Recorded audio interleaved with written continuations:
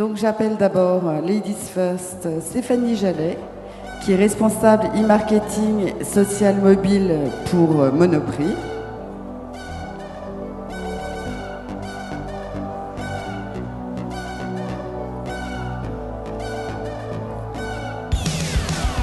Il faut danser en même temps, Stéphanie, quand on monte. Et j'appelle maintenant Isabelle Cinquin, qui est vice-présidente Global Digital Business chez L'Oréal.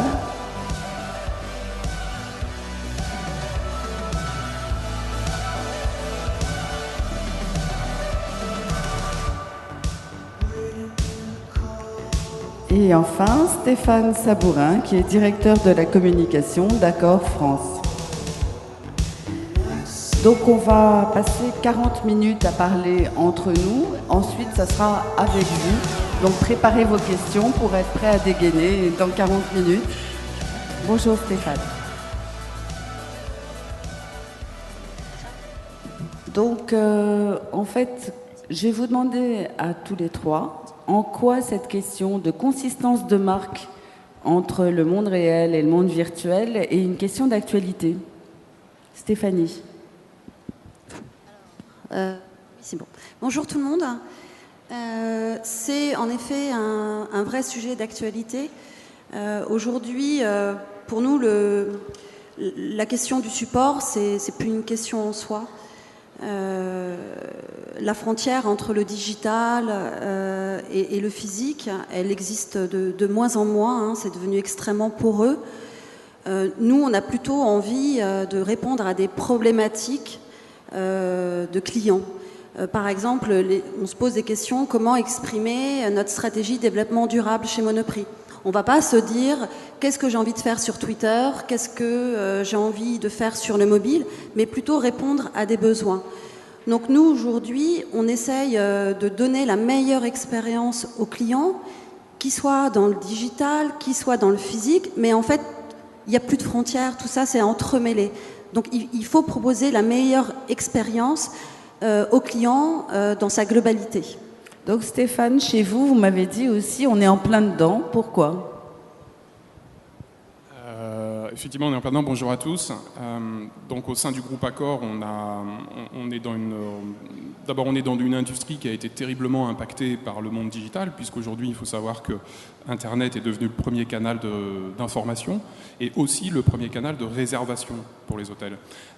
Donc le lien entre nos points de vente physiques, qui est là où on vit l'expérience de la marque pour de vrai, puisque notre métier, ça reste quand même d'accueillir des gens et de leur proposer de l'hospitalité, est aujourd'hui terriblement impacté par ça. Donc notre actualité en termes de consistance de marque entre le digital et le monde réel est omniprésente, sachant qu'on a dans le groupe 9 marques.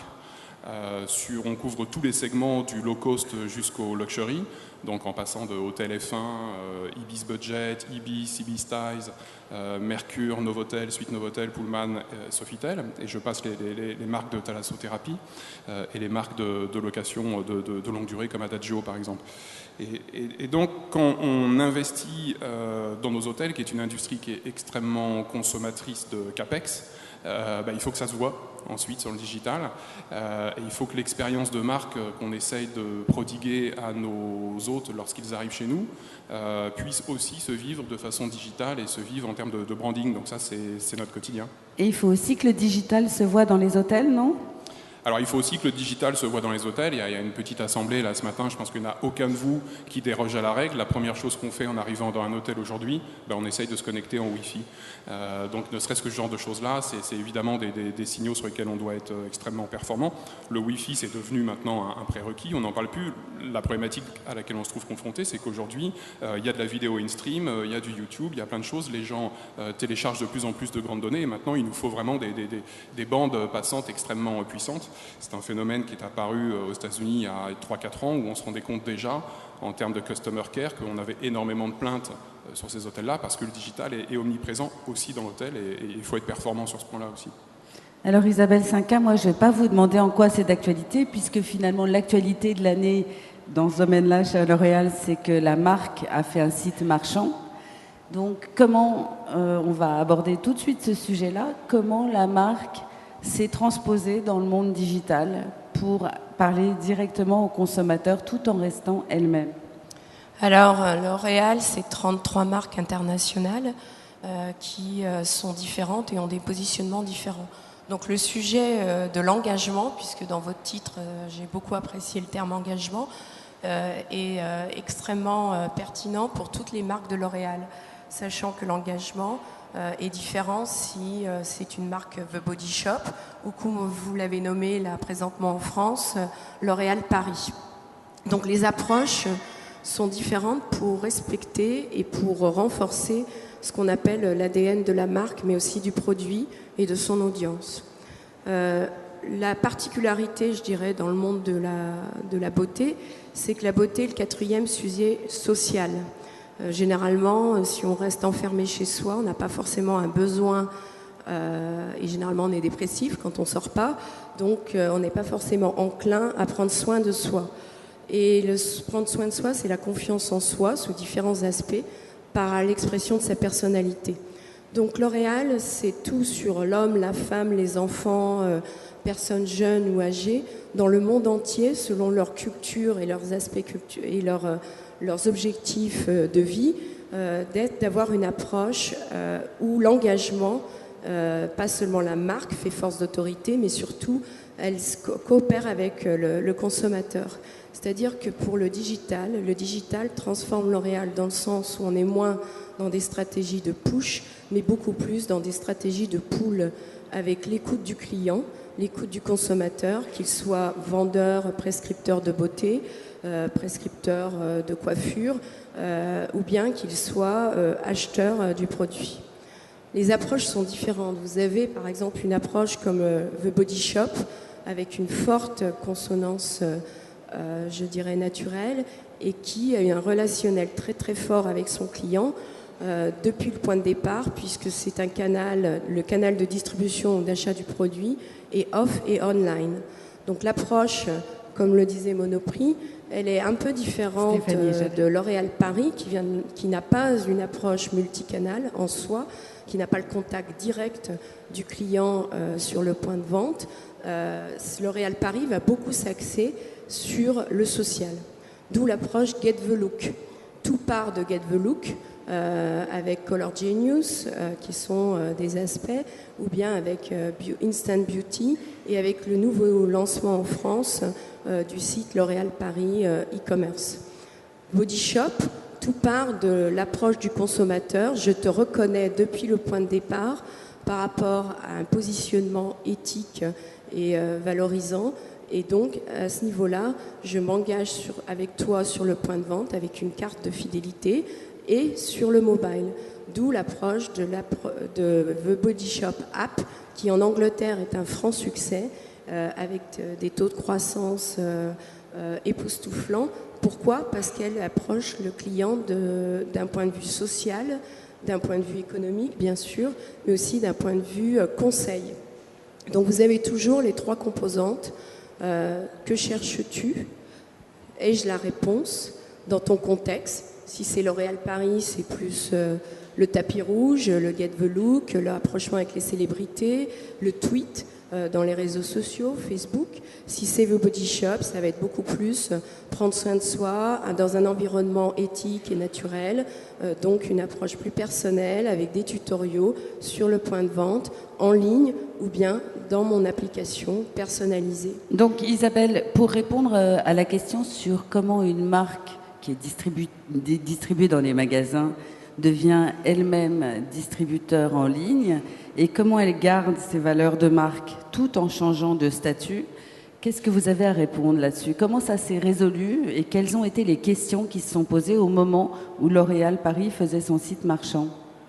Alors pour L'Oréal Paris, c'est de savoir, pour un site marchand, si j'achète directement la marque, la première question qui se pose, c'est la question de la proximité. Donc le challenge pour L'Oréal Paris, qui est une marque quand même assez, je dirais, qui a une certaine distance avec le consommateur, il s'agit de réaliser cette approche de proximité. Et cette approche de proximité se fait par Get the Look. Donc on passe par l'approche de l'égérie, vous avez vu les différentes égéries, il n'y en a pas une, il y en a plein qui s'adaptent selon je dirais le lifestyle, enfin le style de vie de la personne qui va être affine à la marque L'Oréal Paris. Ensuite, quand on regarde le look, vous avez tout l'aspect accessoire, parce que la cosmétique n'est qu'une composante, je dirais, d'un look. Et généralement, ça passe par, on le voit très bien, l'habillement et les chaussures. Donc quand vous regardez Get the Look, vous avez le look complet, par exemple d'Inès de la Fraisance, d'autres égéries internationales. Et à ce moment-là, vous avez envie de savoir comment approcher ce look par imitation ou par personnalisation. Donc en fait, soi-même. Vous avez approfondi la stratégie des égéries en faisant du contenu supplémentaire pour que le consommateur entre dans le chemin du parcours d'achat en relation directe avec la marque. Alors, je vais reprendre là dans l'ordre d'apparition. Stéphanie, comment vous reconnaissez un consommateur Monoprix en ligne quand il est dans votre magasin ? Comment on reconnaît un consommateur Monoprix Alors, déjà aujourd'hui, ce que l'on essaye de faire, donc, c'est d'accompagner le client dans tout son parcours. Il faut que ce soit un parcours client qui soit fluide, sans couture. Donc pour ça, alors il y a en magasin, mais en fait le client, d'abord, il va il va découvrir un produit. Il va falloir l'accompagner dans la découverte du produit, dans la recherche du produit, pendant son achat, et ensuite avoir de l'assistance. Donc c'est pendant tout ce parcours qu'il faut avoir une approche qui soit unique pour pouvoir répondre au mieux aux attentes des clients. Donc si je vous donne un exemple, le client en phase d'assistance, et ça c'est quelque chose de très important quand on parle d'engagement, c'est tout l'accompagnement du client après son acte d'achat. Aujourd'hui, quand il fait appel à notre service client, eh bien, quel que soit le point de contact qu'il va utiliser, on va le reconnaître. Il y a une historisation. Comment ça s'est fait, ce travail-là ? Ça s'est fait avec qui et comment ? Alors, en fait, ça s'est fait... Alors déjà, c'est parti d'un constat, c'est qu'il y a quelques années, le client, il s'exprimait au sein des magasins, sur son point de vente. Ensuite, ou parallèlement, il utilisait le courrier, il envoyait des mails, il téléphonait. Et depuis les réseaux sociaux, aujourd'hui, il utilise de plus en plus ce canal pour s'exprimer. Alors s'exprimer, ça ne veut pas dire uniquement déposer une plainte, c'est simplement poser des questions. Et pour pouvoir bien reconnaître le client, pour pouvoir bien lui répondre et lui montrer qu'on l'a entendu et qu'on l'a compris, il fallait qu'il y ait cette gestion unique de ces conversations. Donc on a tout mis au sein d'un même outil. Aujourd'hui, on travaille avec Laser qui gère chez nous tout le côté informatique de la relation client. Donc tout est historisé au sein d'un même outil. Et aujourd'hui, on a une vision globale de tout l'historique de conversation avec nos clients. Et ça permet de mieux le reconnaître. Également, on utilise des datas pour connaître ses comportements d'achat. Ça va permettre... Ça, vous le faites comment ? Avec quel type d'outils ? Aujourd'hui, nous, on utilise DonNB pour tout ce qui est data mining. Donc ça permet de donner de la personnalisation aux achats. C'est très important, offrir la bonne offre au bon moment. Et parallèlement, on a aussi des données sociales qui sont issues de Facebook, de Twitter, d'Instagram, etc. Donc le grand challenge de l'année prochaine et des prochaines années, ça va être de réconcilier à la fois les données sociales, les données d'achat pour avoir une lecture complète des attentes et des besoins des clients. Et ça, c'est un challenge, je pense, qu'on doit tous porter. Alors, c'est pas simple, c'est vraiment pas simple, mais ça va nous permettre de mieux comprendre les attentes des clients et finalement de lui offrir cette meilleure expérience. Dans l'organisation, qui travaille avec qui sur ce sujet-là ? Alors, aujourd'hui, c'est vraiment un sujet multi-service. On travaille évidemment avec le CRM, on travaille avec le site marchand, et moi, je fais partie du marketing. Donc voilà, tous les services en fait qui sont en relation avec le client travaillent ensemble parce que... Et c'est des gens qui s'entendent bien ? Oui, on s'entend bien. Oui, on s'entend bien et en fait, on travaille de plus en plus ensemble, hein, parce que le multicanal, ça demande de travailler les uns avec les autres. Et de toute façon, on a tous le même objectif, c'est de servir notre client. Donc finalement, on a les mêmes points de convergence. Donc Stéphane Sabourin, quand quelqu'un rentre dans un hôtel, comment il est reconnu et aussi comment le monde virtuel s'invite dans le monde réel de l'accueil de l'hôtel? C'est une bonne question. Alors, on a un énorme chantier chez Accor en ce moment qui implique plusieurs départements, que ce soit le département e-commerce, le département CRM évidemment, et même ça va jusqu'à impliquer des départements tels que ceux du design par exemple. Aujourd'hui, ce qu'on sait par exemple dans l'hôtel, c'est qu'un des points de passage les plus irritants de la relation client, c'est le fait de devoir faire la queue et de patienter au checking, puisque évidemment la vie étant bien faite, en semaine, toute la clientèle qu'on qualifie de business, puisqu'on a majoritairement deux segments, business d'un côté, loisirs de l'autre, on finit à peu près tous nos rendez-vous d'affaires au même moment et on les commence tous au même moment. Donc on a parfois sur des hôtels d'une certaine catégorie, capacité, des files d'attente qui peuvent être assez longues. Donc tout ça est évidemment en train de se digitaliser. Puisque maintenant, en fonction des législations de chaque pays, on est présent en 92 pays, c'est pas toujours aussi linéaire malheureusement, mais on peut avoir du prépaiement, on peut avoir du checking en ligne, etc., etc. Et on est en train de travailler aujourd'hui sur un projet. Quand je dis nous, c'est, je pense, à peu près toute l'industrie, puisque celui qui arrivera à éradiquer ce problème-là irritant aura gagné la bataille du client dans notre industrie. On est en train de travailler à la suppression de ces desks d'accueil et on est en bêta dans plusieurs hôtels aujourd'hui où il n'y a plus de desk. Alors, on est pour certaines contraintes légales obligé d'en garder un parfois pour les personnes à mobilité réduite ou ce genre de choses. Mais sinon, globalement, sur la majorité des clients, on les accueille librement, comme ça. C'est une relation où ce que l'on sait du client, c'est qu'il a fait sa réservation, donc il sait qu'il va être accueilli. Et évidemment, ce qu'il demande, c'est d'être attendu. Et la nuance n'est pas si fine à mettre en œuvre opérationnellement. Et donc ça procède un petit peu de ça, cette rupture où on va maintenant tenter de casser les desks, et c'est un vieux serpent de la profession, de supprimer ça pour gagner cette fameuse bataille du client. Et on va accueillir donc les clients avec des tablettes de différentes natures et casser cette relation et aller un peu dans une proximité où on vient au-devant de vous, on n'est plus derrière un desk qui fait cette espèce de frontière physique. On vient au-devant de vous en disant bonjour Stéphane, on vous a préparé votre corbeille de fruits, celle que vous préférez. Alors on a effectivement en fonction des gammes, puisque comme je disais tout à l'heure, entre Hôtel F1 et Sofitel, évidemment on a un niveau de prestation, d'accueil, de personnel et de services ajoutés dans l'hôtel qui sont éminemment différents. Mais ça peut aller jusqu'à ce niveau-là de personnalisation, puisque on a plein de petites astuces et on grabe comme ça de l'info sur nos clients. D'abord avec notre programme de fidélisation, on a plus de 12 millions de clients qui sont enrôlés et encartés à travers ce programme sur lequel on génère de la connaissance client. Et cette connaissance client, elle est renvoyée via nos systèmes dans ce qu'on appelle nos PMS dans les hôtels et qui nous permet de pratiquer donc un accueil plus personnalisé, puisqu'on sait que vous êtes fumeur, non fumeur, effectivement tous les basiques, mais on peut avoir enregistré des prérequis et de l'analyse client qui rend plus fine, avec un niveau de granularité en fonction des marques qui évidemment diffèrent, mais qui rend plus fin cette relation. Parce que finalement, dans notre métier, qui est un métier d'accueil, est un métier relationnel avant tout, on vend du service, on ne vend pas un produit fini, c'est la qualité de cette relation sur les deux points de contact privilégiés qui sont votre entrée et surtout votre départ de l'hôtel, qui est presque un point le plus important, parce que vous allez partir avec ce dernier souvenir, où on a à cœur de personnaliser cette relation, et donc les outils digitaux nous y aident, bien sûr. Alors, dans la chambre d'hôtel, il y a quelque chose qui est mort maintenant, c'est la télé, puisque les gens viennent avec leur téléphone, leur tablette, justement. Comment vous allez transformer cette télé ? Bon, alors, elle est morte, oui et non.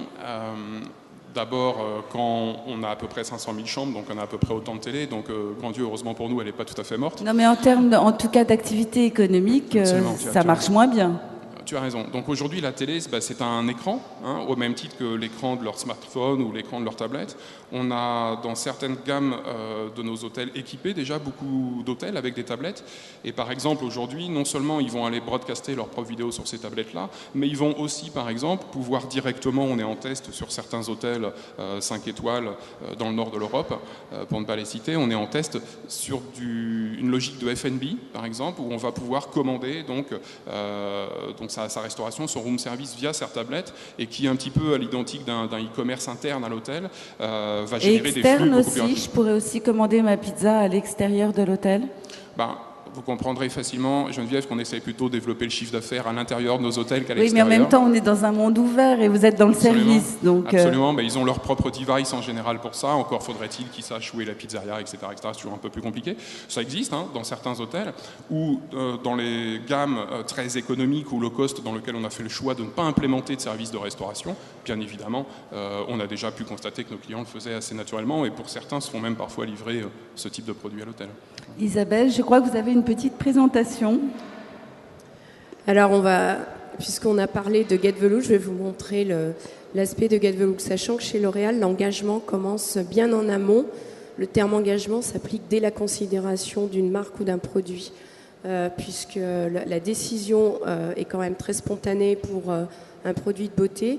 Il s'agit d'avoir une relation, on va dire, de contenu favorable dès le départ, quand on se pose de la question: est-ce que j'ai envie de ressembler, dans le cas de L'Oréal Paris, à une égérie, ou bien est-ce que j'ai à sortir ce soir ou aller au travail, comment je vais m'habiller, comment je vais maquiller. Donc le thème, on le voit là sur la slide, je sais pas. Oui, on voit là pour l'instant une jolie jeune femme avec un rouge à lèvres violet. Mais ça bouge pas. Ça passe pas sur l'écran. Ah oui. Voilà, merci. Donc le point de départ, tant pis, on va commencer par Body Shop, on va s'adapter. Alors, on va commencer par la mobilité. Il y a 3 points qui sont essentiels. Le dernier, la mobilité, étant le plus dur pour L'Oréal à appréhender, puisque généralement, L'Oréal... Et pour tout le monde, j'ai l'impression que la mobilité, c'est un cauchemar pour tout le monde, non? Non, je pense moins pour des retailers, oui. Enfin bref, pour les FMCG, pour les sociétés de mass market, c'est très difficile à appréhender, puisque, comme vous l'avez très bien dit, pour Monoprix ou pour Accor, c'est basé sur de la data. Or, généralement, les entreprises comme L'Oréal ont beaucoup de content en data, mais peu de data sur le consommateur ou même sur le point de vente. Donc, il est très difficile d'appréhender l'engagement quand on ne connaît pas forcément en détail son consommateur ou son point de vente. Donc, je vais commencer par un exemple atypique, mais qui est très révélateur de l'engagement de L'Oréal et où va L'Oréal sur le digital, qui est The Body Shop. Comme je le disais, The Body Shop est une marque, ce sont des produits, mais c'est un canal de distribution multi-channel ou omni-channel, si on le considère aujourd'hui. Donc je peux aller dans le point de vente, je peux aller sur le site e-commerce, et troisième composante, je peux, grâce à l'application qui n'existe pas en France, mais qui est très très performante au UK, en Angleterre, je peux avoir le Body Shop avec moi tout le temps. Et donc le positionnement de cette application est très très intéressant. Vous avez la partie considération, évaluation, achat et ce qu'on appelle l'advocacy ou la recommandation. C'est la façon dont on appréhende le parcours client dans sa globalité, que ce soit le point de vente, le client, je suis un agent de beauté ou un agent de la coiffure, ou je suis le consommateur moi-même. Et dans ce cas-là, on se pose la question du parcours du consommateur et quelles sont les questions les 3 questions à chaque fois sur chaque parcours qui vont être évidentes et essentielles pour le consommateur. Si ces questions-là ou ces fonctions-là ne sont pas mises en évidence, l'application n'aura aucune résonance. Et ça, c'est valable pour une application de beauté comme une application Shazam, une application WeChat et ainsi de suite. Donc dans ce cas-là, vous voyez les étapes qui sont extrêmement importantes et qui permettent de comprendre l'écosystème mobile et les étapes importantes technologiques de design, de marketing design et du parcours client et de l'offre produit qui conduisent à l'engagement total avec le client. Qu'il soit, encore une fois, l'acheteur consommateur privé ou le conseiller sur le point de vente. Et donc l'app Body Shop, c'est quoi? C'est des tutoriels? Alors pour le Body Shop en image, vous voyez, vous avez 1, 2, 3, 4 fonctionnalités en bas avec l'aspect shopping, l'aspect tutorial, l'aspect recommandation, l'aspect échange. parce que l'engagement, c'est pas seulement une relation unilatérale, c'est interactif et c'est surtout interactif avec une communauté. Et c'est souvent le plus difficile de comprendre quelle est la communauté, à qui la marque, dans quelle communauté la marque agit le mieux, qui sont les influenceurs qui vont avoir un impact. Et vous voyez sur la droite, j'ai mis les customer ratings. C'est une composante qui était dans le marketing direct, je dirais même digital des années 2000, pratiquement impossible parce qu'on ne captait pas les données de recommandation. Depuis le milieu des années 2000 à les 2005, vous avez vu avec des nouvelles startups qui ont mis en avant le rating des clients, le rating, les évaluations des consommateurs, soit sur le site web, soit sur les blogs, soit dans les environnements espaces communautaires ou dans les applications mobiles. Avec l'avènement des réseaux sociaux comme Facebook, Twitter, ces ratings et ces commentaires, maintenant, c'est plus seulement les petites étoiles, ce sont les commentaires et l'analyse des commentaires qui prennent un pouvoir sur justement l'engagement. Et là, est-ce que Body Shop fait comme Sephora, c'est-à-dire est-ce qu'on retrouve les ratings des réseaux sociaux dans les boutiques? Tout à fait. Et c'est pour ça que l'importance des ratings et surtout des commentaires, l'analyse des commentaires, donc ça fait appel à du data mining avancé, du text mining, de l'analyse des réseaux sociaux, du social listening, qui deviennent très très importants. Et le nerf, je dirais, entre guillemets, de l'approche de l'engagement, c'est d'arriver à coordonner toutes ces fonctionnalités d'engagement sous un même, je dirais, sous une même approche technologique, mais aussi de silo. Et là, on se retrouve comment le marketing travaille-t-il avec l'IT, comment l'IT travaille-t-il avec les ventes, comment le marketing va travailler avec les ventes et l'IT, comment le marketing et Customer Intelligence vont bénéficier des insights et pouvoir influencer la vente, le marketing à un instant T, puisque tout ça se fait en real time. D'où le challenge de revoir complètement le parcours client et l'écosystème en backup, comme on a dit, enfin j'ai pas les termes en français, excusez-moi, en back-end. Et là, c'est un challenge pour les entreprises qui n'ont pas cet aspect de data-driven, ou qui partent pas des data, mais qui partent du produit. Parce qu'en fait, faut faire tout le ces chemin applications sont sur l'usage. C'est l'usage qui prime sur la valeur du produit. D'accord, on va enchaîner, Isabelle. Je vais vous poser une question à chacun d'entre vous. C'est quand est-ce que vous vous êtes rendu compte que ça c'était Monoprix et ça c'était pas Monoprix dans le monde virtuel et dans le monde réel? Qu'est-ce qui vous fait, qu'est-ce qui vous dit la frontière de votre marque? Nous, on a une plateforme de marque, je pense qu'on n'est pas la seule marque à avoir une plateforme de marque. On l'a écrite pour donner déjà à l'entreprise des guidelines qui sont communs. Donc la plateforme de marque de Monoprix, elle dit quoi? Monoprix, on veut offrir un quotidien enchanté, coloré, joyeux aux urbains. On a envie de leur donner le goût de la vie. Et ça, on le décline sur l'ensemble de nos supports de communication, mais aussi dans toutes nos actions. C'est-à-dire que cette plateforme de marque, elle a été partagée, pas qu'au sein du marketing, mais elle a été partagée avec l'ensemble des métiers de l'entreprise.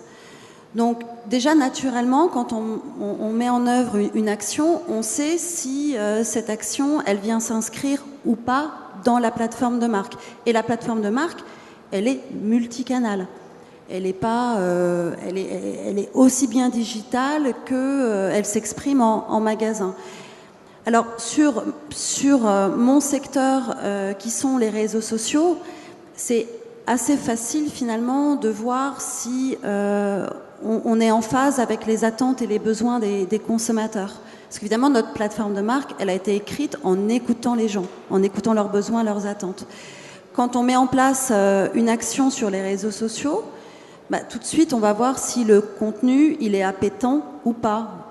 Alors, comme on le voit sur les réseaux sociaux, c'est avec les interactions que ce contenu va générer.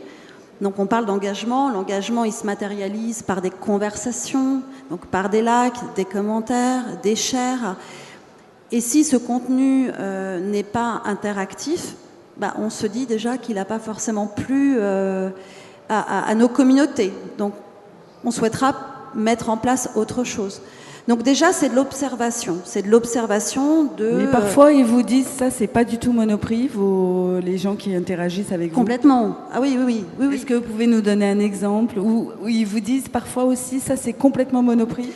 Alors, où ils nous disent c'est complètement Monoprix, c'est que là, sur les réseaux sociaux, on utilise beaucoup nos packagings qui sont extrêmement conversationnels. Vous savez, les nouveaux packagings qui ont été faits il y a quelques années, il y a une petite accroche rigolote sur les MDD. Et nous, on utilise ces packagings sur les réseaux sociaux pour rebondir avec l'actualité. Je vais vous donner un exemple. Quand on était pendant Roland-Garros, Tsonga avait gagné en quart de finale contre Federer. Et on avait pris un pack de petits Suisses. On avait renversé un petit Suisse. Et on avait remplacé l'accroche du pack de petites Suisses en inscrivant que Tsonga s'était fait un petit Suisse. Bon.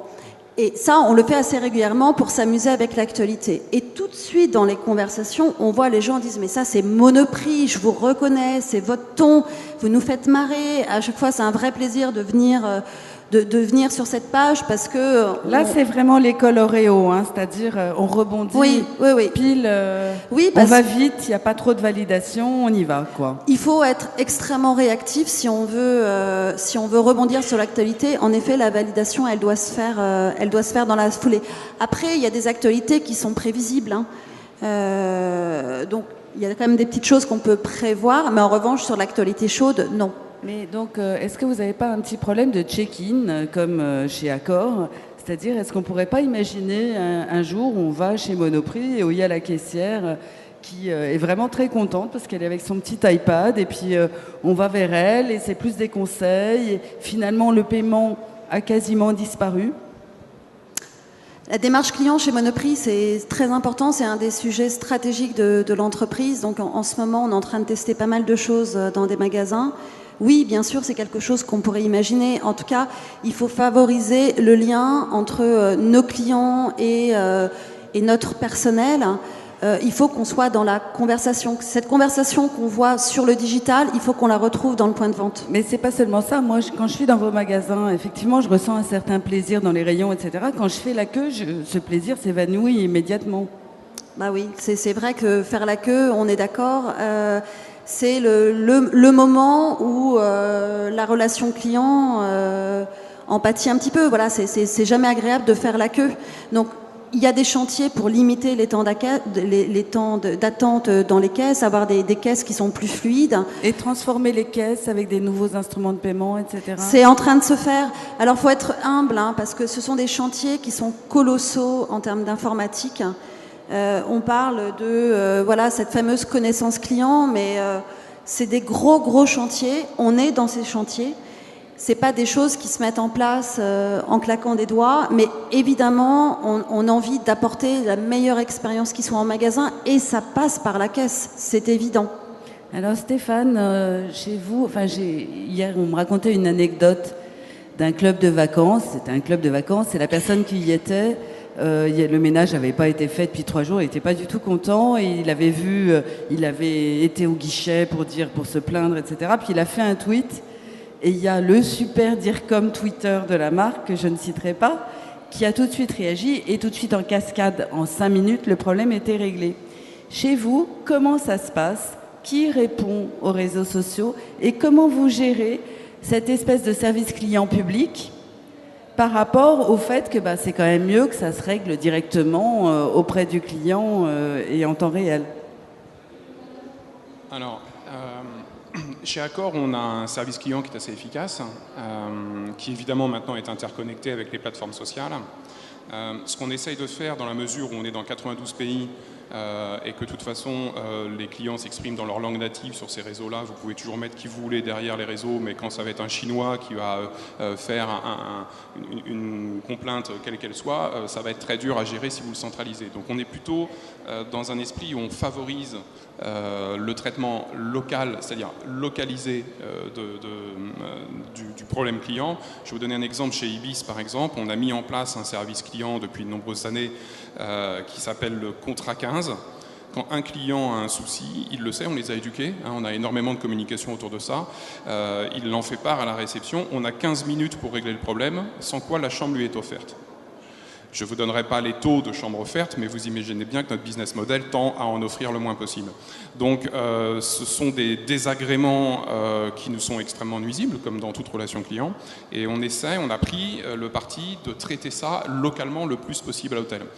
On fait un test actuellement au UK où on a essayé de mettre en place un espèce de réseau social à l'intérieur de l'hôtel, avec une appli mobile aussi qui vous suit, et dès que vous quittez l'hôtel, évidemment, elle s'inactive, et elle vous permet d'interagir donc de deux façons, ça répondra un peu à votre question, d'une part avec le personnel, mais c'est dans les deux sens, c'est-à-dire j'ai une question à poser au personnel, immédiatement, grâce à ce réseau interne, il me répond, puisque là... C'est quoi le support du réseau interne, d'ailleurs? Alors, c'est une appli qu'on a testée qui s'appelle LobbyFriend, qui est testée également dans d'autres pays, dans d'autres marques. Lonely Friend? LobbyFriend. Et qui génère de la conversation au sein de l'hôtel. On s'est aperçu que notamment sur sur la clientèle affaires que j'évoquais tout à l'heure, on peut parfois souffrir d'une forme de solitude à l'hôtel. Hein, on fait ses rendez-vous d'affaires, le soir on a fini, on est tout seul devant son assiette, ça peut être parfois un peu une ambiance ça arrive très souvent. De solitude. Voilà, et n'y voyez pas de trucs graveleux ou quoi que ce soit derrière. On a mis en place des écrans plats qui, dans les hôtels, font apparaître le fil des conversations. Et c'est fait pour générer de l'interaction entre clients qui, le soir, c'est peut-être plus sympa d'aller dîner à une table où vous avez quelqu'un à côté de vous qui est seul. Et voilà, et ça permet ce genre d'interaction. Ça permet, dans l'autre sens, évidemment, lorsqu'on a quelque chose à dire, de le dire directement au personnel de l'hôtel, et c'est vu par tout le monde. Donc ça accélère, on le comprend assez facilement, le taux de réactivité du personnel. Et à l'inverse, vous donniez l'exemple de Tsonga, par exemple, et je prends cet exemple du UK où on a une culture du pub assez forte. Quand vous avez une équipe locale de foot qui gagne, le GM a toute l'attitude à, sur le réseau social de l'interne, dire écoutez, pour célébrer la victoire d'Arsenal, happy hour, etc., etc. Et donc, ça crée un petit peu ce genre de uniquement pour les Australiens. Pour tout le monde, ça marche en général, c'est bien. Donc on est en test and learn là-dessus. Et alors vous, est-ce qu'on vous apostrophe sur les réseaux sociaux et est-ce que vous répondez? Parce que ça c'est aussi une des questions, je parlais avec quelqu'un, les Warner hier, qui hésitait, en fait Tony C chez Zappos, il passe 20% de son temps tous les jours à répondre à tout le monde qui lui adresse n'importe quoi. Et c'est un peu son matériau de base pour avancer justement dans le projet de son entreprise, c'est qu'en fait il touche tous les jours ses clients. Est-ce que Et là, les Français, quand on leur raconte ça, ils disent mais surtout pas en rêve, c'est affreux, je vais perdre mon temps, je ne veux pas sortir de ma tour d'ivoire, etc. Qu'est-ce que vous pensez de ce sujet-là ? Après, ça dépend, je pense, éminemment des cultures d'entreprise et des industries dans lesquelles on travaille. Moi, à titre personnel, j'essaie de répondre le plus souvent quand je suis sollicité. Et si on parle sur un aspect corporate, on a évidemment, comme tous les grands groupes, des guidelines conversationnels qui sont édités et des procédures qui, en fonction de la nature des demandes, orientent sur les personnes les services appropriés, jusqu'à parfois des traitements en one-to-one qui peuvent avoir des niveaux de densité assez élevés. C'est toujours évidemment l'occasion de prendre le pouls de son marché, à la différence que le marché de l'hôtellerie a une spécificité par rapport à mes camarades ici sur le plateau, c'est que quand on va dans un hôtel, on cherche avant tout pas un hôtel, on cherche avant tout une destination. Tous autant qu'on est, quand on va à l'hôtel, avant tout on veut aller quelque part. Que ce soit pour un rendez-vous d'affaires, je veux être en face du parc des expos parce que je ne veux pas me trimballer une demi-heure de métro, ou que ce soit pour des dimensions plus loisirs ou plus personnelles. Donc ensuite se pose seulement la question de l'hôtel. Et la deuxième chose, c'est qu'on est dans une industrie où on est distribué aussi de plus en plus par des acteurs qu'on appelle les online travel agencies, qui eux détiennent la relation client, et ensuite on a ce sont des distributeurs. Donc parfois cette relation-là aussi nous échappe, et c'est parfois dur, en tout cas sur cet aspect-là, d'être sur le premier plan conversationnel. Donc ça peut revenir par d'autres chemins. On essaie de les traiter. Je pense qu'on n'est pas trop mauvais là-dessus.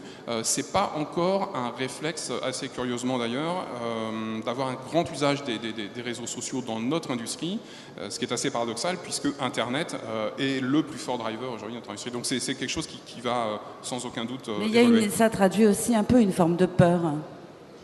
Ça c'est très français. On a la chance, nous, d'être un groupe international sur lequel nos camarades anglo-saxons, australiens ou autres nous poussent parce qu'ils ont une relation totalement décomplexée par rapport à la relation client.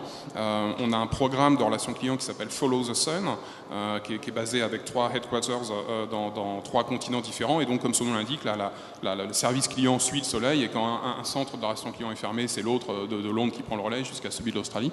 Et voilà, bon, cette culture est en marche. Le plus compliqué, et le président de Zappos en parle assez bien aussi, c'est de redonner l'initiative, de redonner le droit à l'erreur, de décomplexer les personnels qui vont peut-être répondre, de recréer de la spontanéité, ce qu'on recherche avant tout, et faire un vœu d'honnêteté aussi et de transparence. C'est éminemment pas une culture corporate dans toutes les entreprises qui soient. Dans toutes les entreprises qui soient, il y a des secrets, il y a un savoir-faire, il y a, si on veut être un peu plus parano, il y a aussi de l'espionnage. Enfin, il y a tout un tas de dimensions qui sont de façon endogène assez forte dans toutes les entreprises et sur lesquelles il faut lutter. Bon, voilà, j'avais un échange avec une de mes homonymes à la SNCF, par exemple, où le contexte social, syndical est parfois un peu âpre. Les réseaux sociaux peuvent aussi être des déversoirs, et c'est des flux qu'il faut savoir canaliser. Donc tout ça n'est pas simple, on essaye d'y arriver. Isabelle, en fait, les consommateurs ne s'adressaient pas à L'Oréal avant que L'Oréal ne s'adresse à eux pour leur envoyer des produits. J'imagine, enfin, ils s'adressaient assez rarement à la société. Comment est-ce que L'Oréal Paris a réagi et comment est-ce qu'il dialogue avec ces nouveaux consommateurs directs ? Alors, il y a une dernière composante qui est certainement actuellement avec la montée en force des réseaux sociaux et de l'interactivité, c'est la renaissance des services consommateurs. Généralement, le service consommateur dans les grands groupes comme L'Oréal a été soit externalisé, très rarement internalisé, et on voit que dans les pays où il est resté internalisé, il a une force de frappe, si je puis dire, dans la relation et l'engagement avec le consommateur qui est exceptionnelle et qui a permis à ces pays d'être en avant dans la relation et dans l'engagement et l'expérience consommateur. Pourquoi ?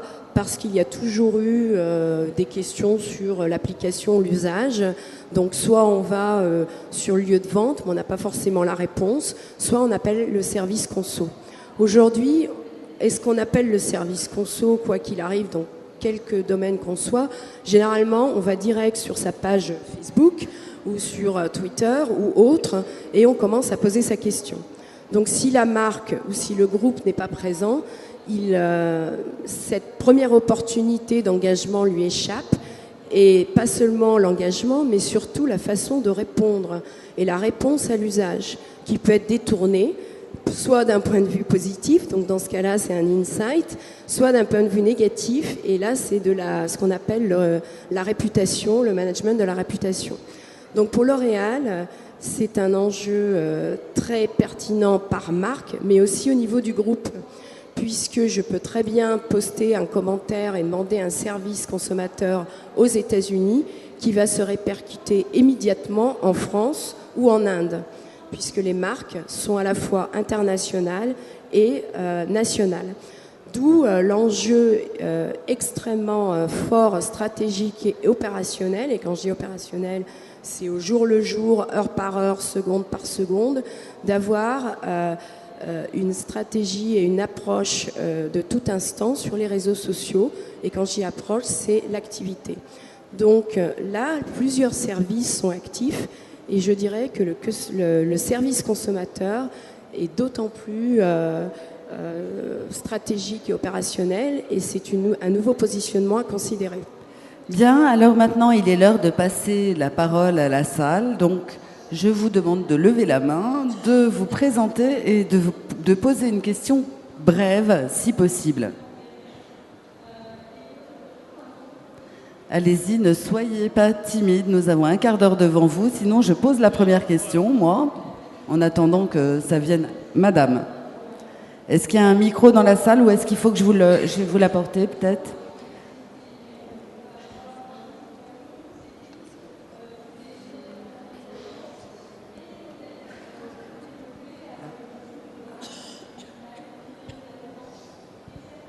Bonjour, merci pour vos interventions extrêmement enrichissantes. Je suis Mira Braganti, BNP Paribas, et ma question est la suivante. Vous avez parlé de e-réputation. Est-ce que c'est essentiellement un travail du marketing, de la communication, du service client, ou est-ce qu'on est sur un écosystème beaucoup plus large? Donc comment gérez-vous aujourd'hui la e-réputation dans chacune de vos entreprises? Quels sont les enjeux et quelles sont les limites aujourd'hui qui se présentent? Merci. Allez-y, chacun à votre tour. Alors, nous, les réputations, comment ça fonctionne? C'est géré par le marketing, mais dans le marketing, il y a le service client. Donc, en fait, moi, je m'occupe du marketing social, donc les réseaux sociaux, je travaille beaucoup avec le service client. Aujourd'hui, on utilise un outil, c'est Synthesio, à la fois pour la veille, pour l'écoute, également en plateforme d'engagement. On a un community manager chez nous qui reçoit sur Synthesio tous les messages qui sont postés sur le web social, messages qui contiennent des mots qui sont en affinité avec la marque, qu'on a décidé en fait en amont. Donc déjà on écoute ce qui se dit sur nos marques, plus tous les messages qui sont postés sur nos pages propriétaires. Donc notre fil Twitter, notre page Facebook, etc. Donc le community manager, lui, son rôle, il fait office de garde-triage. C'est-à-dire qu'il va recevoir toutes les conversations et en fonction de la nature de la conversation, si c'est une conversation qui demande une réponse de la part du service client, il va tout de suite notifier au service client cette conversation. Le service client et le community manager utilisent exactement la même plateforme. Après, sur l'e-réputation, pour vraiment répondre à votre question, c'est le service client qui va nous faire des rapports d'e-réputation à la fois quotidiens et mensuels. Les rapports d'e-réputation vont vous donner les sujets les plus émergents qui ont généré le plus de conversations, évidemment la tonalité des messages.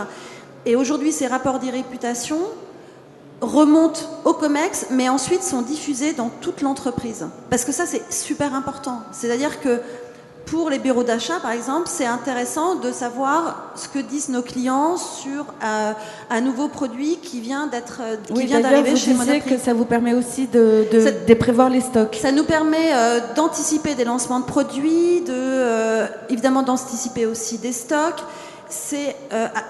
Twitter, en fait, nous donne une très bonne anticipation en fait, des produits qui vont être mis sur le marché.